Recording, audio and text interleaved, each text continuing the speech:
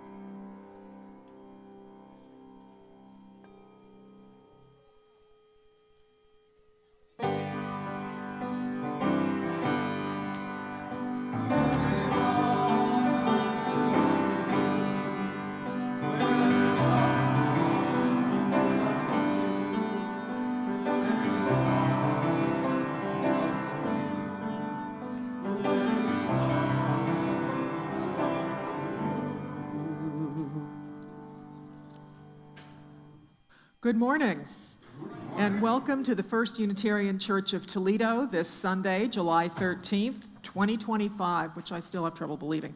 I'm Rebecca Phillips, today's service associate, and I'm here with Phil, who will be carrying this morning's message. Jeffrey Maxey is at the piano, and Jenny Gottman will tell the story today. Our AV crew, we have Andy Gottman, who is directing. Krista Schneider is running the cameras. David Strickler is on the soundboard. And as usual, Walter McGee is producing for us long distance. Carla Logan Mercer is back in the kitchen. And let me remind you that after the service, we can all head back that way for coffee and conversation in the fellowship hall. The only doctrine of our church is love. It's the power that holds us together and is the center of our shared values. As we sang in our opening song, we welcome everyone. If you're a visitor, you may notice in the pew rack in front of you some yellow cards. If you choose to fill that out, it lets us know that we have new seekers here, and that's helpful to us, and it can also get you on the email list for our weekly newsletter. We welcome everyone who's joining us on our Toledo Unitarians YouTube channel, and we hope that this time serves your spirit. I'm Phil Park Thomas. Hi, Phil. Hey. Hi, you're doing back there. Oops. Let me add to Rebecca's welcome. Now, the flame of the chalice that we're about to light in this service symbolizes courage and illumination and honors our search for truth and meaning. Let's all say the words for the chalice lighting together. They'll appear on the screen. Except Our chalice has the spirit of Unitarian Universalism. We light it, may grow with sacredness and shine for each and for all.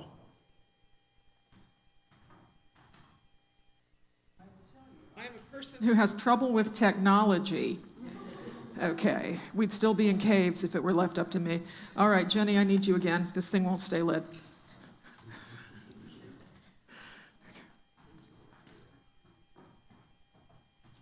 Okay, yeah. You're a miracle worker.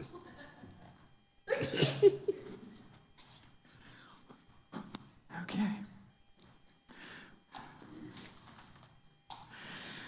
I love being part of a religion that has room for imperfection. Love is the doctrine of this church. The quest for truth is its sacrament, and service is its prayer.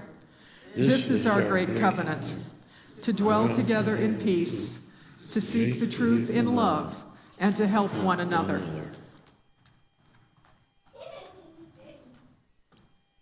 This is the first of 3 intentional times of spiritual practice in this morning's Sunday service.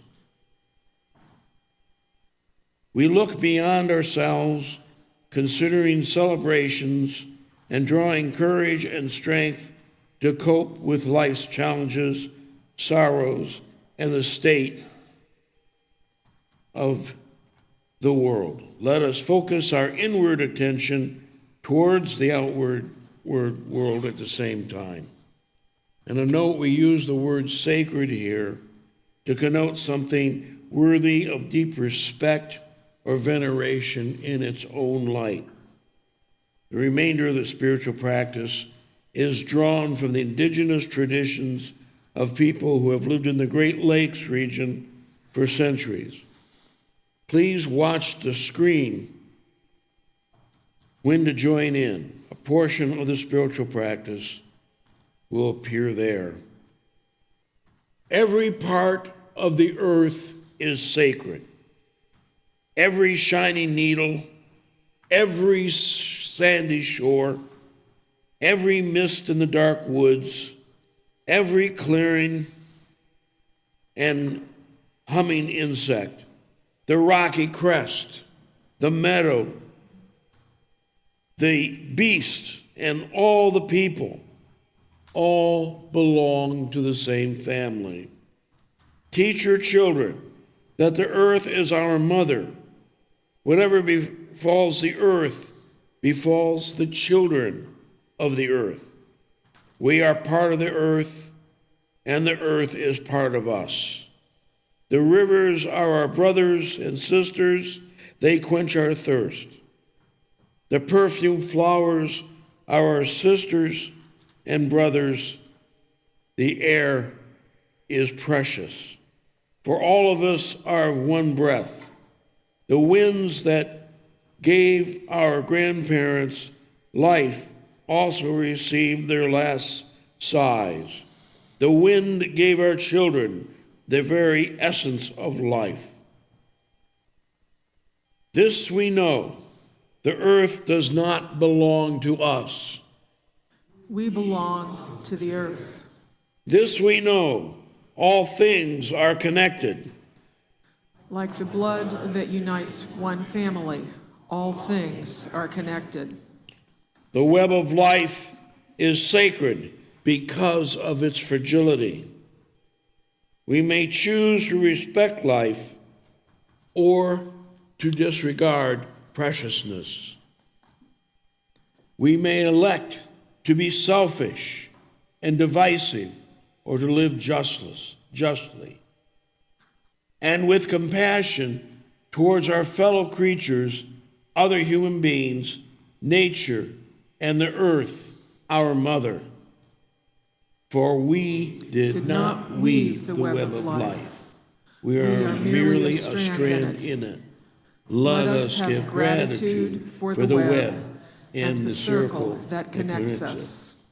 Let us continue to have First Unitarian be a place of welcome, of grace, even of refuge from hard times.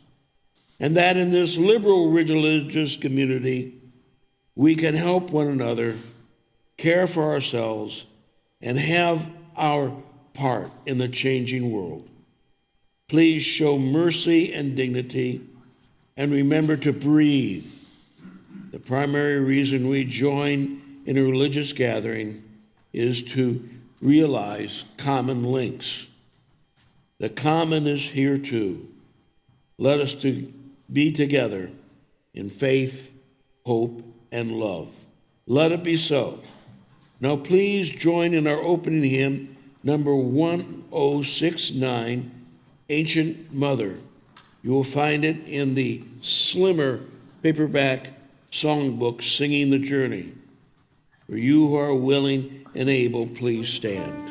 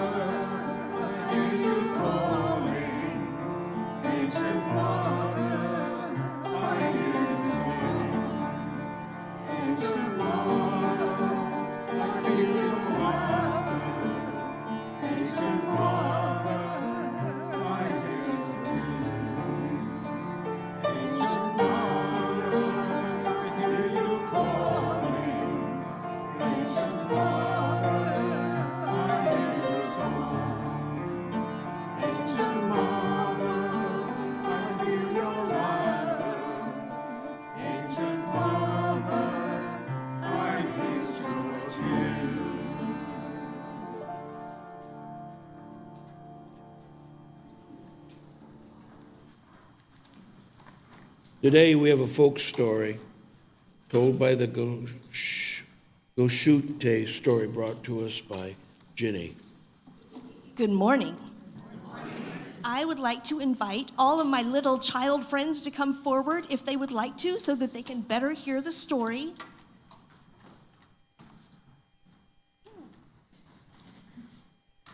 Perfect.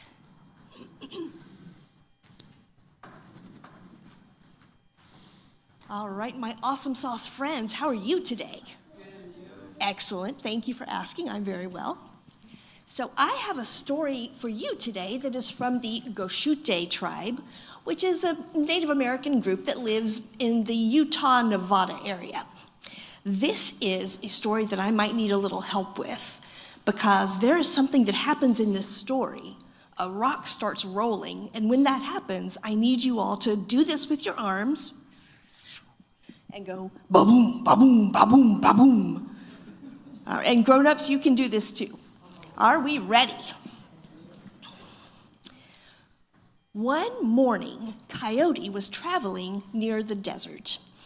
He had a beautiful blanket draped over his shoulders because the morning had started out pretty chilly. He walked, and the sun started climbing higher in the sky, and soon Coyote began to feel uncomfortably hot. And after all these many hours of walking, he thought, why did I even bring this blanket in the first place? It is baking me like an oven. So he took the blanket off of his shoulders and he passed by a large boulder. Who can tell me what a boulder is? It's a huge rock. It's a huge rock. And as he passed this boulder, he put his blanket over it and said, "Here you go, boulder. This is a gift from me to you. Keep it in good faith." And he walked on with his journey much cooler. But before too long, he actually noticed that the sun had started sinking in the sky. And he realized he was really tired and his feet really hurt. So he decided to lay down at the base of a tree and go to sleep. And he did. But the desert, although it gets very hot during the day, they oftentimes get very cold at night. And soon, Coyote started feeling the chill in his toes.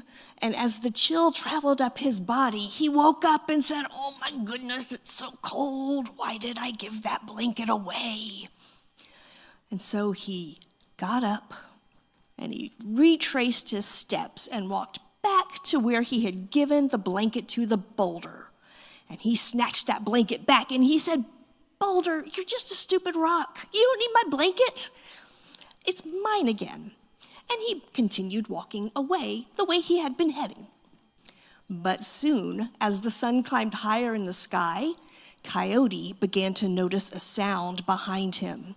And that sound went, ba-room, ba-room, ba-room, ba-room. And he turned around and looked behind him, and he saw what coming toward him? The boulder. And he thought, "Oh my gosh." And he began to run. And he ran and ran as fast as he could. And the whole time he heard behind him, ba-room, ba-room, ba-room, ba-room. And as the sun came up, he saw nearby a flock of blackbirds who were just beginning to stretch their wings. And he said, "Oh, blackbirds, my brothers, please help me. This rock is trying to run over me." And all of the blackbirds flocked to the boulder and began to peck and peck and peck and peck. And before too long, the boulder was reduced to rubble. And Coyote saw what the birds had done, and he stopped running, and he walked again with a happy little kick in his step. But before he had gotten too much farther, what do you think he heard behind him? Ba-room, ba-room, ba-room, ba-room. And he turned just in time to see the boulder about to run over him. How could this happen? It turned out the boulder had some magic of its own, and all of its little rubble rocks had come back together to form the boulder again. And so Coyote kept running, ba-room, ba-room, ba-room, ba-room. But he could not outrun the boulder, and the boulder ran him over flat as a pancake. But do not worry about Coyote. He will be back to life again for the next story. So what do you think this story is about? Why do you, okay, Jalen.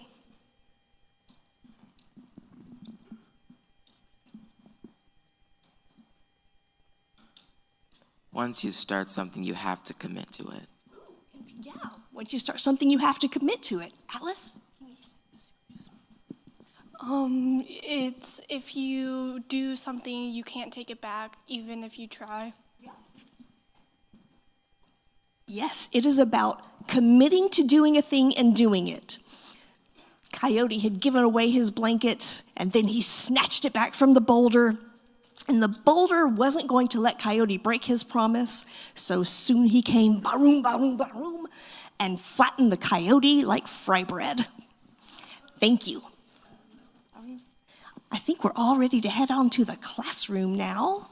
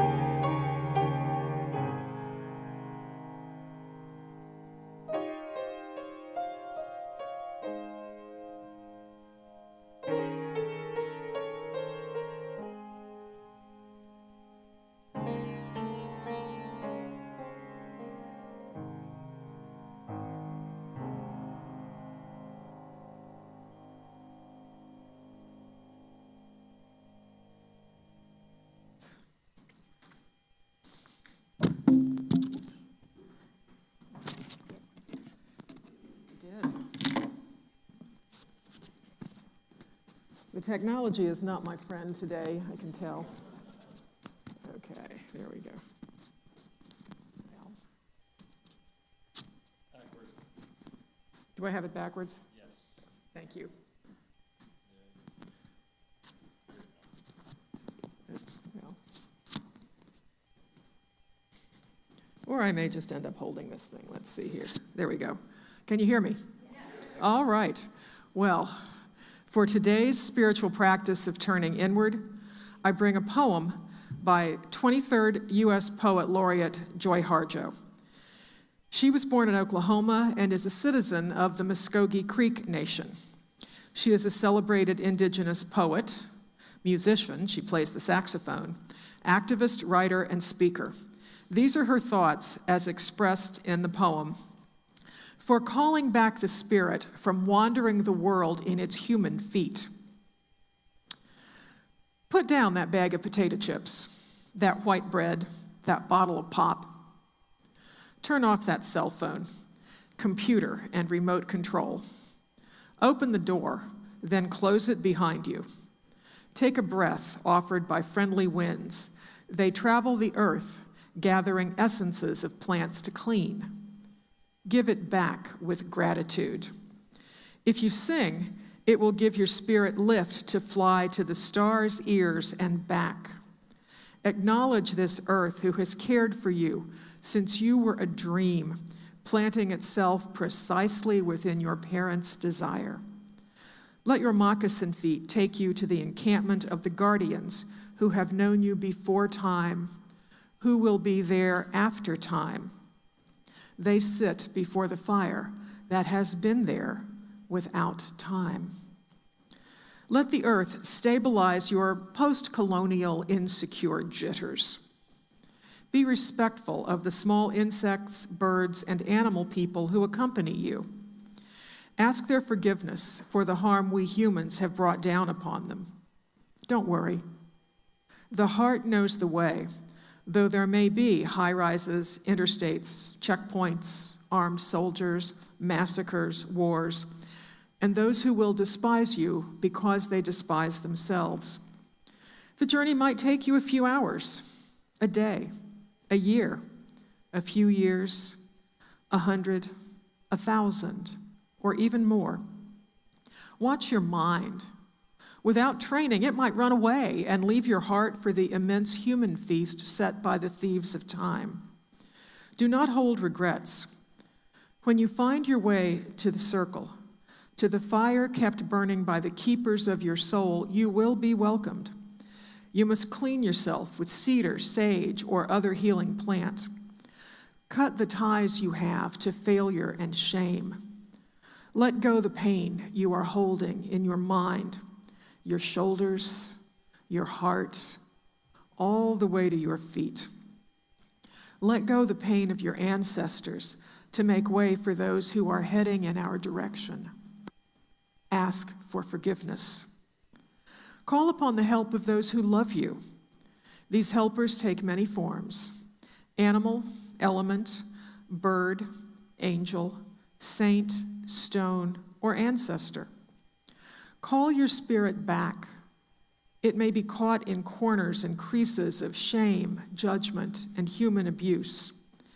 You must call in a way that your spirit will want to return.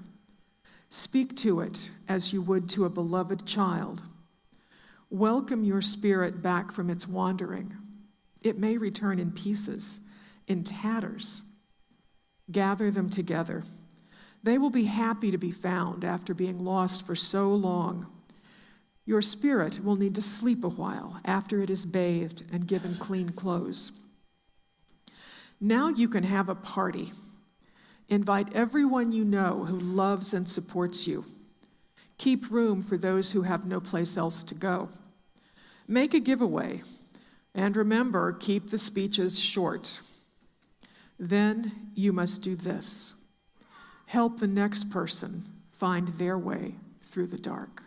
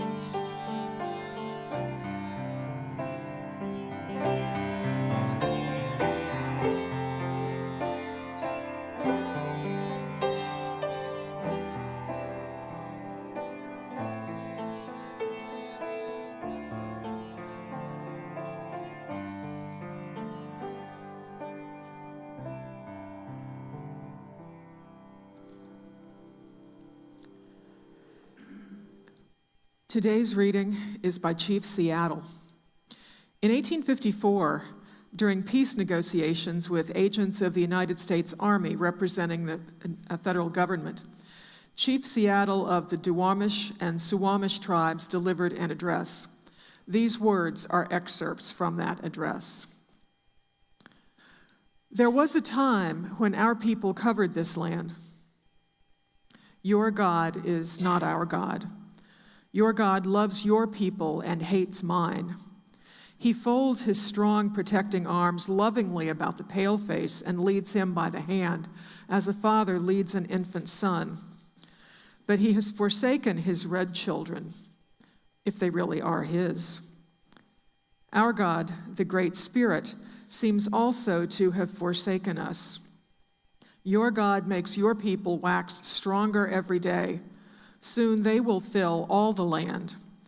Our people are ebbing away like a rapidly receding tide that will never return. The white man's God cannot love our people, or he would protect them. They seem to be orphans who can look nowhere for help. How then can we be brothers? How can your God become our God and renew our prosperity and awaken in us dreams of returning greatness? If we have a common heavenly Father, he must be partial, for he came to his pale-faced children.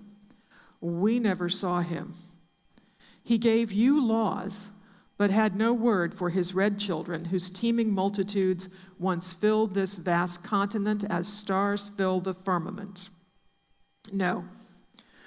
We are two distinct races with separate origins and separate destinies. There is little in common between us.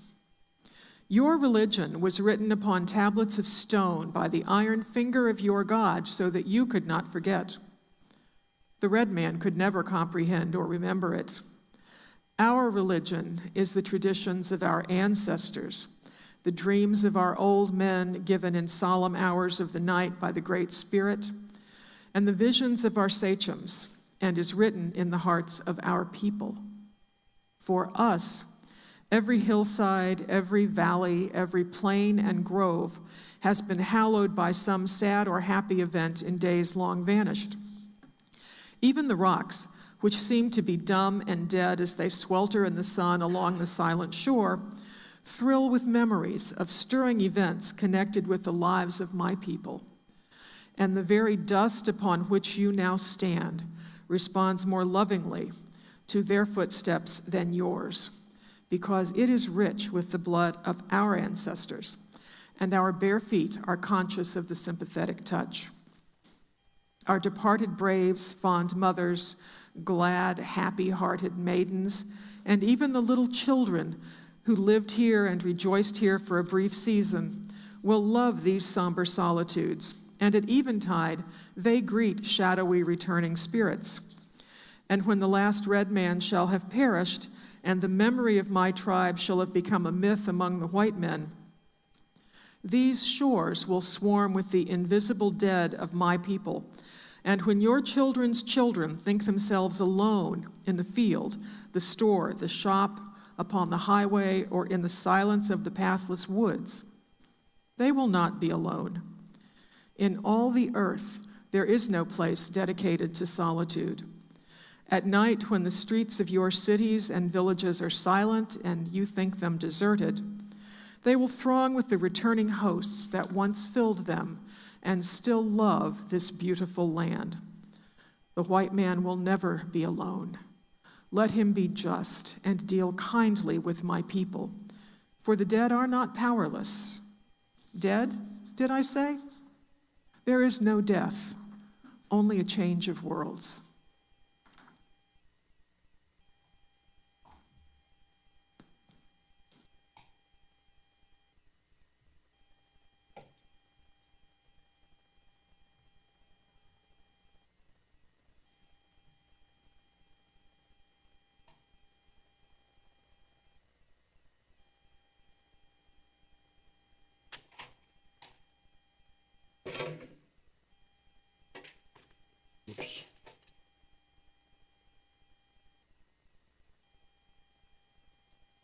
This morning, I want to greet you First, in the language of the Cherokee, by saying Osio.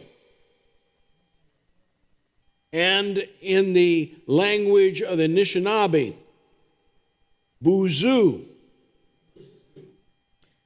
And in the language of the Navajo, Ya-ta-e-e. And in the language of the Haida people, San Dudang Dagong. I want to tell you where I come from. When I was very young, I grew up not very far from the Potawatomi Reservation in central Michigan, and we had our family had friends on the reservation, and we would go visit them. Somewhere in our family archives, there we have photographs and 8mm film of those visits. So that was the beginning of my contact with Native American or First Nations people. Then in the mid-90s, I was called to be the director and senior pastor at the Friends Council House Indian Center at Wyandotte, Oklahoma.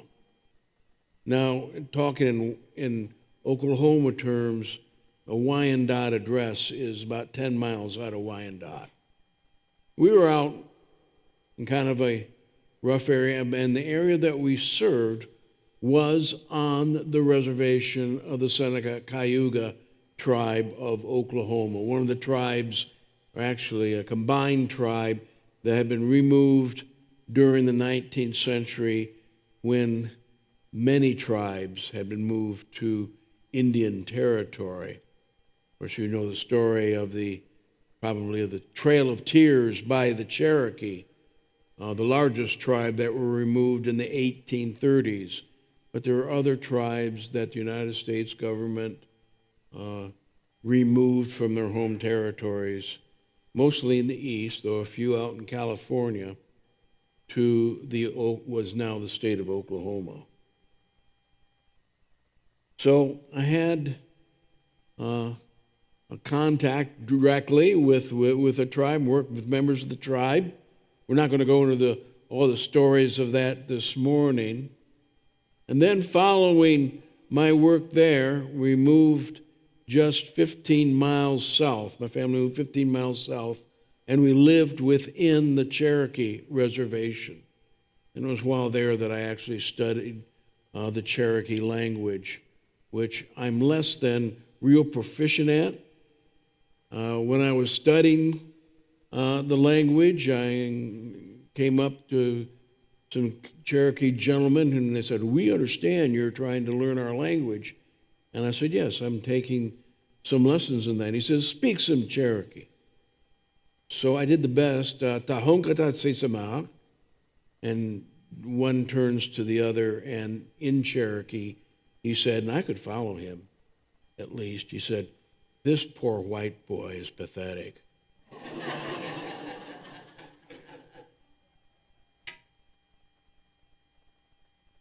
So we reflect on what I learned when I was down there, and a lot of my perspectives on life were changed by living with different cultural traditions.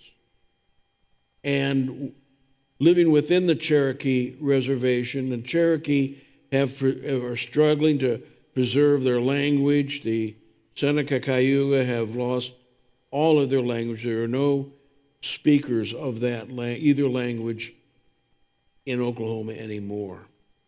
But the Cherokee are more organized, they're larger, they have more money, and so they are actually trying to teach their children their language and anyone else who wants to learn. One of the things that I need to say is that there is currently no official Cherokee philosophy or religion. The Cherokee Nation, like most of the tribes in this country, have been heavily Christianized. But those that do remember the traditions And the traditional Cherokee outlook will still talk about it.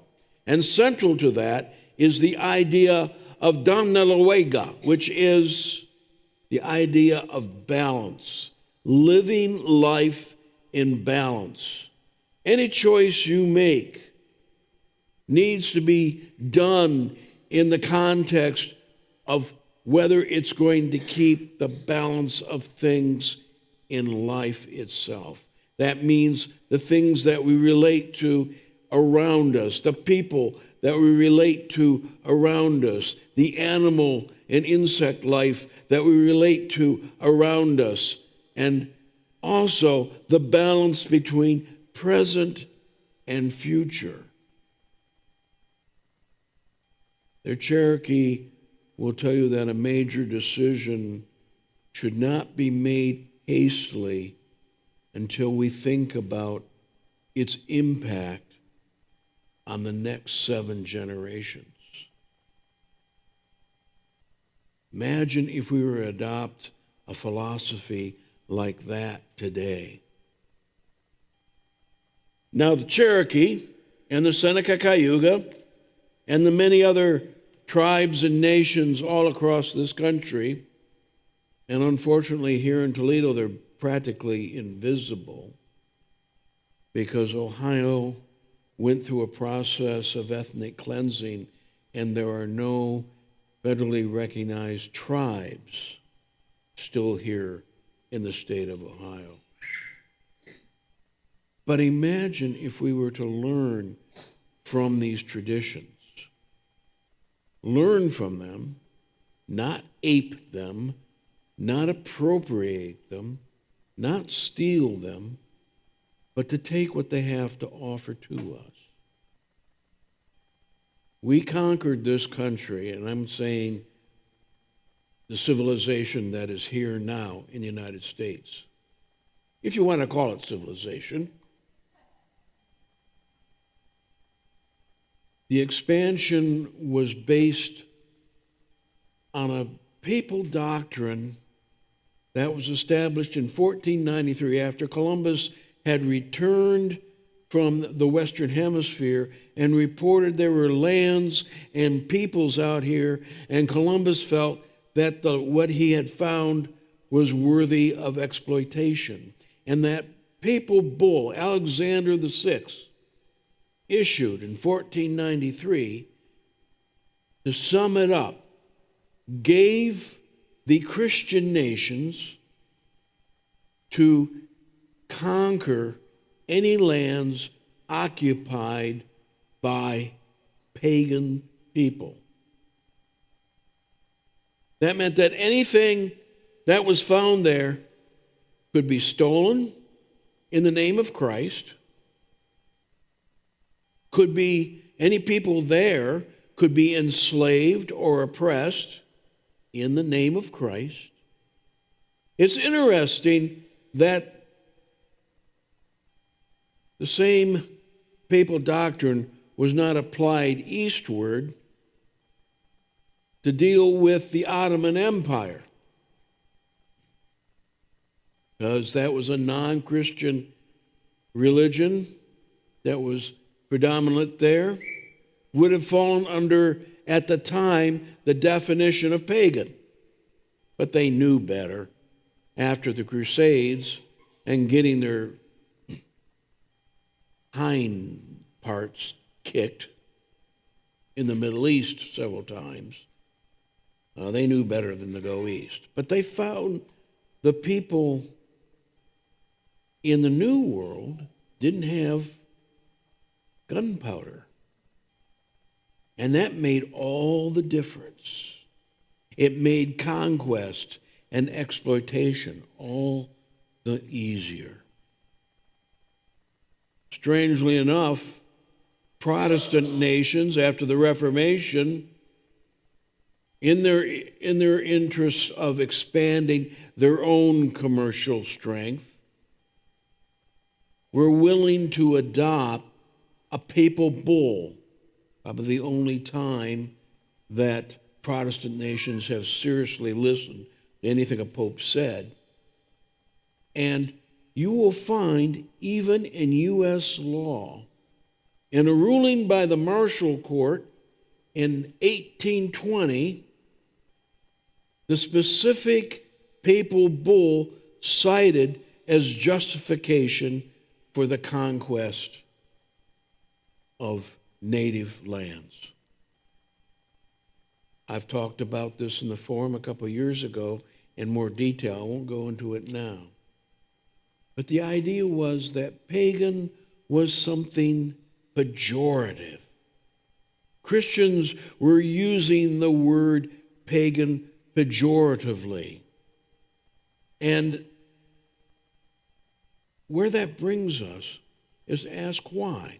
There are people, even people within our congregation, who claim to be part of a pagan tradition, and they're varied. But it's not something you put on a billboard in front of the church, unfortunately. I'll come back to that in a moment. Because where does the word pagan come from? The word pagan itself goes back to the Roman Empire, and the word paganus, the origin of the word pagan, simply meant somebody that lived in the villages outside the big cities. They lived in the burbs of the time.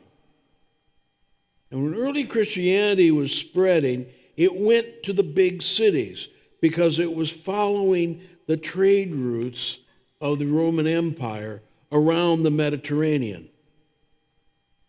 And when Christians would set up a community within a big city, they noticed that the people that were hardest to reach were the folks not in the city, but out in the burbs, out in the villages, the paganus, the pagans.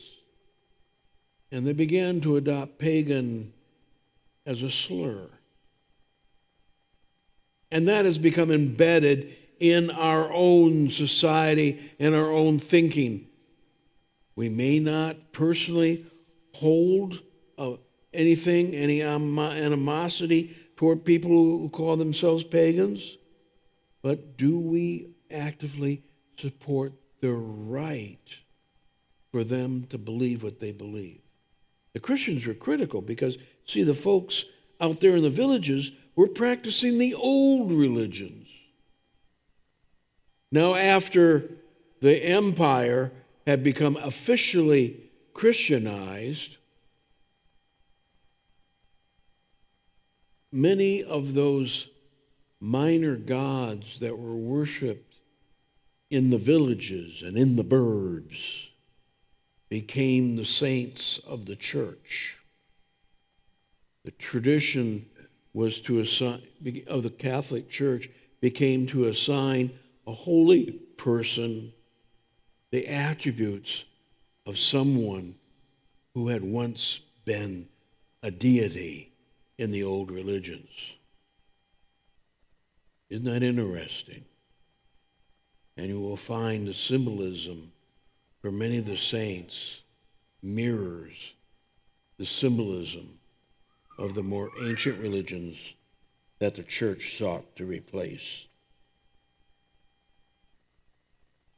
Sometimes, even if we do not consider ourselves Christians personally, we tend to judge certain groups negatively because Christian bias still influences our thinking. Let me provide some examples here. One, what do you think of when you hear the Satanic Temple? Now, there can debate whether the Satanic Temple really fits in the pagan or not, but I think it's been considered that by some of the more fundamentalist branches of Christianity. Satanic Temple does not believe in a God, nor, despite its name, does it believe in a literal Satan. The Satan is a symbolic figure, more along the lines of Milton's Lucifer in Paradise Lost, who railed against the God of the organized church. And they promote rational thinking, They promote science. And one of the symbols of the Satanic Temple is Baphomet. Do we have a picture of Baphomet here? Again? Yeah. No, that's not Baphomet. That's not Baphomet. We got to go back. There's Baphomet. And in Oklahoma, there is a right-wing white Christian nationalist movement that has basically taken over the government. And so they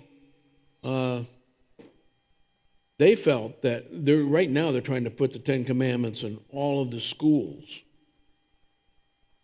So, and then they put the Ten Commandments in a large tablet in front of the State House in Oklahoma City. Well, the Satanic Temple, citing freedom of religion, went ahead and put a statue of Baphomet up there next to the Ten Commandments. Guess what disappeared after a while, rather than getting tied up in endless lawsuits? The Ten Commandments and the Satanic Temple took down Baphomet afterward, and Baphomet is in storage someplace.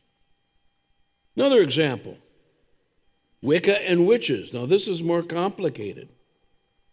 Wicca and witches, because they kind of overlap, but they're not always the same thing. And I don't have time to go into all of the different variations of Wiccan traditions or witch traditions, but they are slighted, often from within the Christian community again. And we will need to often come by their side. I want to say a couple things. My eldest niece is a witch. We have very interesting conversations. And in doing my genealogy, I found that I had an ancestor. She lived in the mid to late 1700s in England. By this time, England was no longer persecuting witches actively. I mean, witches were not being burned or hanged or anything like that. Her name was Jessica Ellicoe. She was a widow. And her first thing that she was is that she was also an herbalist. And people would come to her from the community when they had an illness, and she would try to treat them with whatever herbs she had. But she would also, based on the stars and the sun and the moon, be willing to cast spells for people. Jessica Ellicoe was a witch, and she was my ancestor. You never know how close we are to pagans, even within our own family. And at this time, I don't want to use pagan as a pejorative word. And then another example, there are devotees of various Egyptian deities. Not in large number in our town, but there are some, and there are some even within our congregation. And then also there are, moving on, another example, there are those who, like Wiccans and witches, line themselves with Celtic nature traditions. And they celebrate the seasons, and they celebrate nature itself. We have a lot to learn from these traditions. And then finally, we have, as an example, indigenous people who are recovering their ancestral religions and learning the religion, leaving the religion that missionaries brought. You may not know this, but that if you were a Native American until 1978 in the United States, you could not publicly celebrate your religious traditions if they weren't Christian. And in fact, even in the 20th century, before 1978, there were Native American individuals who were arrested and imprisoned for trying to organize traditional dances. They had to be done in secret or not at all. And what's interesting is in 1978, Native Americans have been recognized as U.S. citizens since 1924. And in 1924, they were supposed to have been granted all the rights granted under the Constitution, including freedom of religion. But it's taken until 1978 for that to catch up. To wrap up, and it may seem like I've wandered all over the map, and perhaps I have. We've seen how indigenous beliefs were labeled pagan, and the word was used pejoratively and still remains kind of pejorative in our language today. And that word is sometimes used still to divide people. And I also need to say that pagan is not a religion itself, it's a category. We need to reclaim it as a positive identity, regardless where in the spectrum our personal beliefs lie. We need to affirm the diversity of pagans among us. And Unitarian Universalism not only provides a safe home for diverse beliefs, but a place for safe dialogue that enriches us all. And we need to take more advantage of that dialogue. Many who identify themselves under the general pagan umbrella can lead the rest of us to deeper appreciations of nature and the environment, especially those of us stuck in our modernistic, technical relationship and who might benefit from a more spiritual connection also. Nature isn't all just the science and the numbers.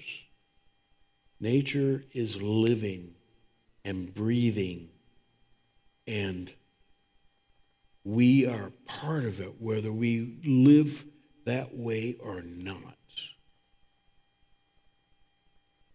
Blessed be Ankh Waja Seneb. That's an Egyptian meaning life, prosperity, and health. And Do Dadago Ahi, which is Cherokee. We will all be speaking again later.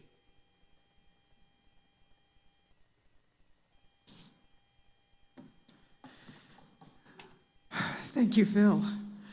And at this time for the offering, we'll be passing the baskets here in the sanctuary, and all of you, including our YouTube viewers, can also donate electronically or by mail.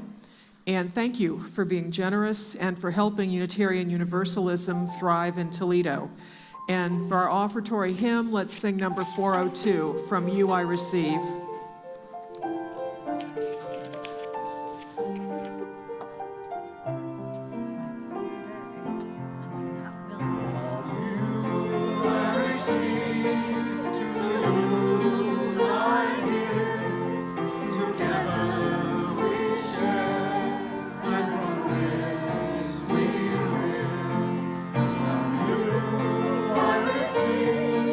To you I give.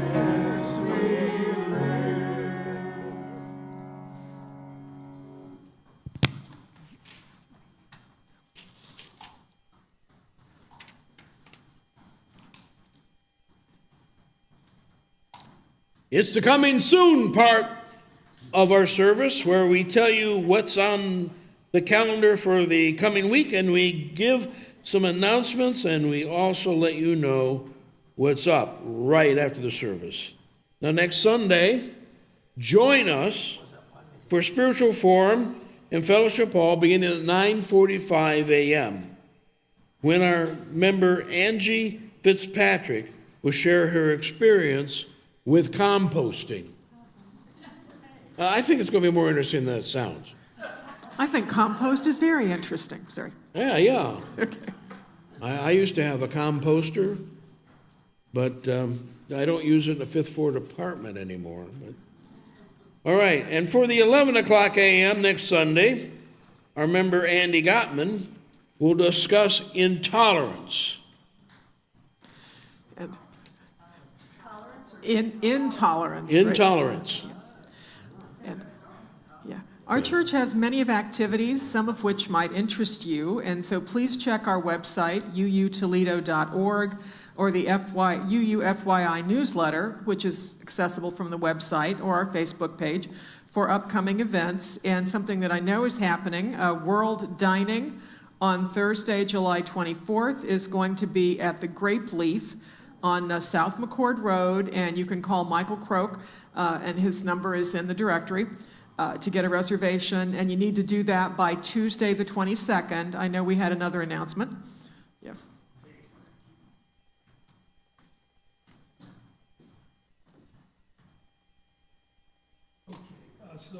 Good morning, everyone. I'm Joe Moran. I am a co-chair of the Unitarian Action Committee along with Gwen Wilson. Gwen, can you raise your hand? I want everybody to understand that we are co-chairs of the Unitarian Action Committee. There are opportunities to partner and show that we don't just talk social justice in this church, but we walk and act in social justice ways. And Gwen and I will be seeking and making you aware, the church aware of various opportunities in the community through news outlets, through our FYI bulletin boards, of other opportunities both inside and outside these walls. And I want to share, I've got 4 of them, but for the sake of time, I'm just going to share 2 of them because we have some dates here. The Islamic Food Bank at 1804 Monroe Street is seeking volunteers. And we actually have a date. I'm going to have a sign up in the back, but September 27th, that's from 10:30 a.m. to 12 noon, packing in an assembly line operation at the Islamic Food Bank on Monroe Street downtown. Most of the time is going to be standing, but there are sitting opportunities. So if you're interested, they can take up to 10 people. Sign the sign up at the back. It's going to also be posted on the wall. Then we have something called Connecting Kids to Meals.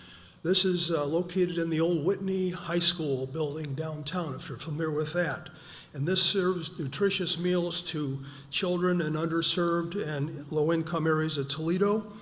And we have 2 dates. We have to pick one of these 2 dates. One is July 31st, the other is August 10th. And they can use up to 10 volunteers for that opportunity. I can help with transportation to some extent. So if you can't get there, see me and I'll make sure that we have some way to get you there. A couple other things I'm not going to go into detail. One is at Salem Lutheran Church, where we could volunteer on an occasional basis, and the other is St. Paul's Community Center, where we could potentially put a meal on for the residents of that shelter, homeless shelter. So I just want to invite you to participate in these activities. This, again, is our opportunity to show our face, who we are in terms of being people of action. Not just talking the talk, but walking the walk, right? That's important. Now, I do want to say this too, real quick. I just want to remind everybody that our own Keith Racy will be, a church member, will be performing as a Civil War Unitarian chaplain at Lourdes University Friday, July 18th. He's going to be performing in the role of chaplain, Reverend James Shringley. I've got a flyer here. Today is the last day to register for that. You can do it online. See me at the back of the church. I'll give you more details. Thank you very much. Thank you, Joe. Thank you. And the final coming soon entry is for me to invite everyone to join us in the fellowship hall where Carla and the crew in the kitchen are ready to serve after today's service for coffee, conversation, and social time. And in case you don't know where it is, just go down the hall and follow the crowd to the left. That's it, isn't it? That's it. One more observance of spiritual practice. That's right. Yes. This is where we come to our final spiritual practice. We've gone beyond ourselves with a pastoral time and turned within for meditation, contemplation, and prayer. Now, recognizing the Buddhist thread in our congregation, we'll share a time of metta, having for and sending to all beings love, kindness, and compassion. We also have pagans among us, so we will follow that with a Wiccan reed. Let's recite those together. May I, may we, and may all beings be well, be happy, be peaceful, be safe, awaken to the light of our true nature, and be free. And at none do what ye will.